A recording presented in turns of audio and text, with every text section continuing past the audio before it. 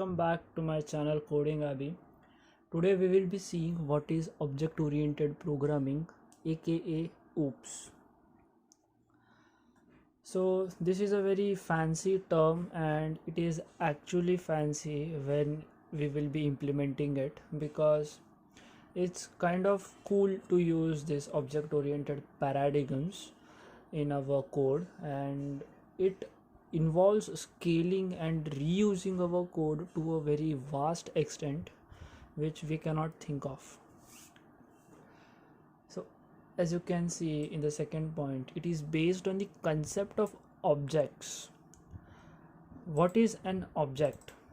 Object is a variable of user defined data type.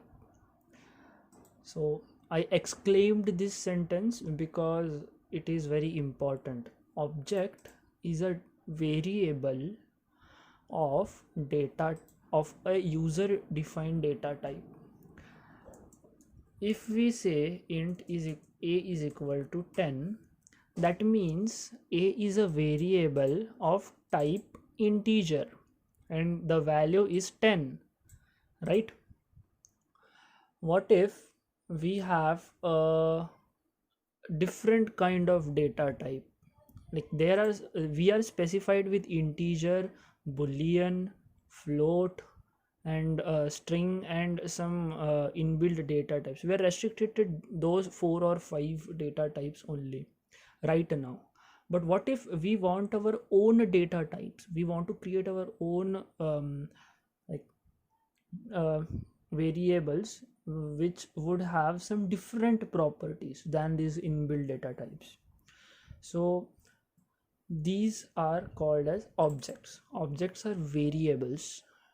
I am repeating again, objects are variables of user defined data type. Now what is this user defined data type? It is nothing but a class.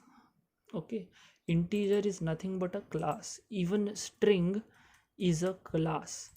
I mean, some people might have written the code that whenever you make a variable with int keyword, it will have properties associated with an integer.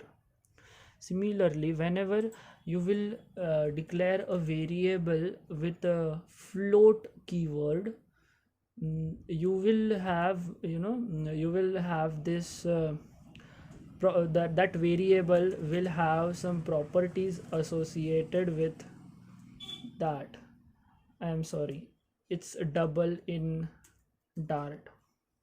So double is a floating point or decimal valued numbers. So whenever we create a variable of double, the Dart recognizes that it is having a decimal point and assigns the properties related to the decimal numbers to this variable. What if we want some specific properties of our own and assign it to our custom variables, custom types of variables? Then object oriented programming comes into the picture. Now while defining these properties, we come across some concepts like inheritance, abstraction, data abstraction, polymorphism, and data encapsulation.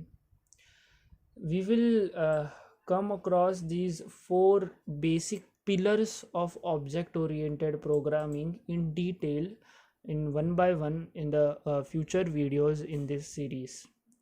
So I hope you have get a basic idea of what objects are and why we are using object oriented programming.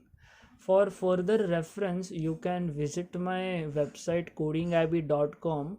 I will leave the link in the description, and you can read a blog on object oriented programming and why is it necessary for us to use these paradigms.